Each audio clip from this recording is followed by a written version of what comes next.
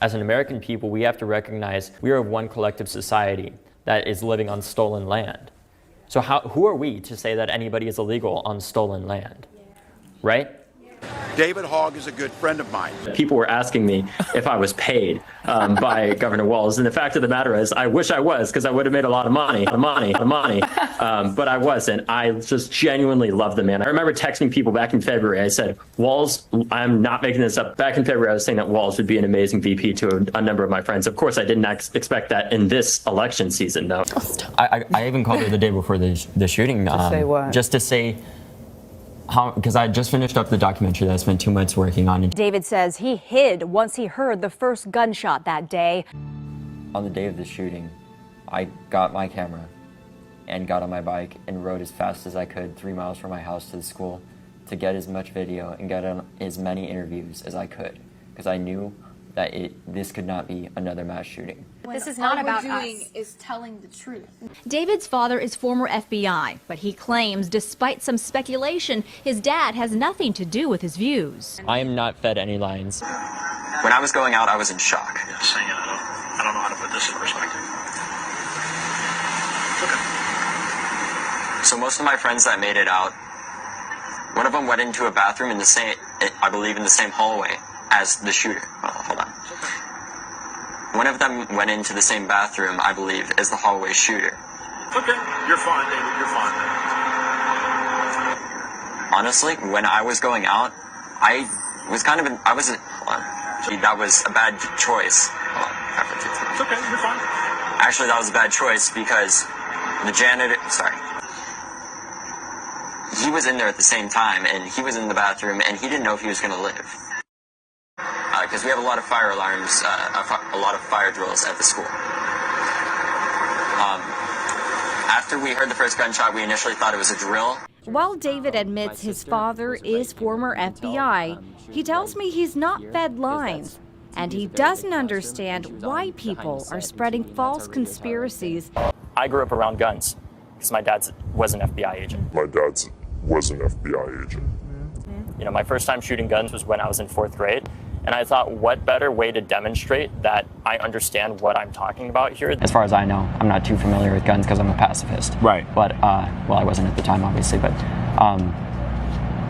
yeah. Let me just dissect one argument that they have. When they say the only thing to stop a bad guy with a gun is a good guy with a gun, they are trying to sell you 2 guns. Right? It's not rocket science, right? Right? When they say that you need a gun to defend yourself in your household, what they refuse to mention is the fact that oftentimes when burglars are breaking in, they aren't breaking in to kill you, they're just breaking in to steal stuff. And oftentimes they have a gun for self-protection in case the person in the household is armed. And a couple of studies have found that even having a firearm in your household puts you at significantly more of a risk of dying if somebody is breaking in simply to steal stuff than if you were to use a baseball bat even. I did not know that. Because that person is using that gun in terms of self-protection. And if they see a gun, they're a lot more likely to shoot you.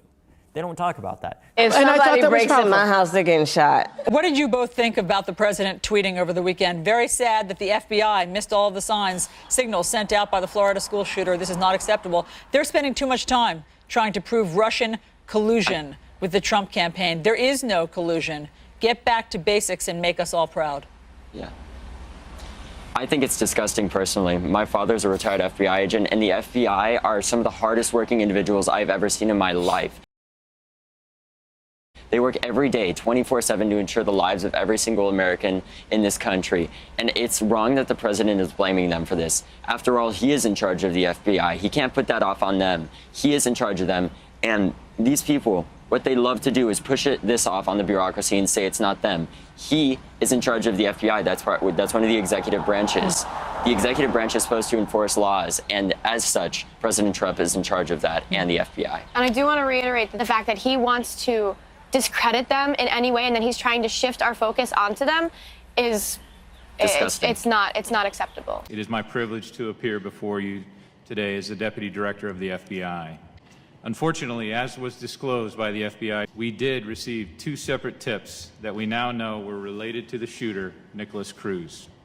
As the FBI Director has made clear, the FBI should have and could have done more to investigate the information it was provided prior to the shooting. We clearly should have done more. Our investigation continues into exactly what the FBI knew prior to February 14th, 2018, and what we did and did not do in response. To summarize the results of our investigation to date, let me quickly walk the committee through the relevant timeline as we understand it. On September the 25th, 2017, the FBI received an email tip from a person in Mississippi who indicated that a person unknown to him posted on his YouTube page the following text. Quote, "I am going to be a professional school shooter," end quote. The posting was from the username Nicholas Cruz. In response to this tip, the PAL opened what the FBI calls a Guardian lead and assigned it to our Jackson, Mississippi field office. Upon receipt of the Guardian lead, an FBI special agent, along with a local task force officer, interviewed the tipster on October the 2nd, 2017. At the time of this interview, the tipster provided a copy of a screenshot of the subject's post. The agent conducted searches of both FBI databases and open sources, believing that the true identity of the poster could not be determined. The Guardian lead was closed on October the 11th, 2017, with no additional activity.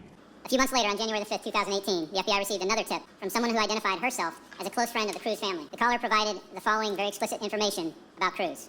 Statements about Cruz harming himself and others, references to ISIS, that he had threatened his mother with a rifle, that he had purchased several weapons, that he wanted to kill people and he was going to explode, that he was mutilating small animals, that the caller was concerned that Cruz might shoot up a school. She indicated she was very concerned and had contacted the Parkland Police Department and wanted someone to look into this matter.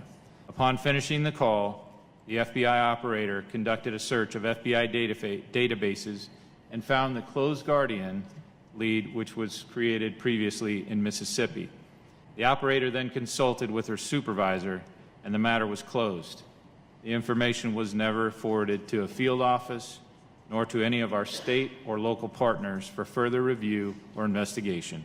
This is not the kind of news I want to deliver to Congress, to the families, or to the public. Has the White House reached out? Do you know any White House contacts? I've been calling like every number I could find, and all of them don't answer. If he hasn't spoken to you, I don't know who he's spoken to. What even do we ask him? But then Malcolm in the Middle's David Hogg says this. I actually hung up on the White House the other day. You hung up on the White House? Yeah, because they called us the day before. You got through. Well, no, they called me. And they actually called me the day before the listening session and asked if we were going to come. And I said, I'm not coming because we expect President Trump to come to the CNN town hall, which he never declined the invitation from. And the fact that they called us the day before, I found very offensive. And I ended on this message with them. I said, stay woke.